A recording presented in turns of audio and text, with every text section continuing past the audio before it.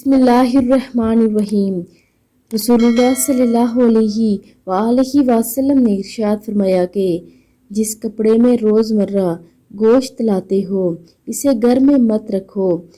کہ وہ شیطان کے ٹھہرنے کی جگہ ہے، اور کوڑا دروازے کے آگے جمع نہ کرو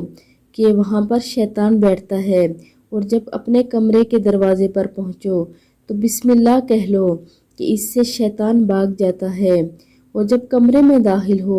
تو سلام کہہ لو، اس کی برکت سے برکتیں نازل ہوتی ہیں اور فرشتوں کو اس گھر سے انس ہو جاتا ہے۔ یعنی ان چیزوں پر عمل کر کے کہ جس میں روزمرہ گوشت لاتے ہو اسے گھر میں مت رکھو کیونکہ اس میں شیطان ٹھہرتا ہے، اور کوڑا کبھی بھی دروازے کے سامنے گٹھا مت کرو،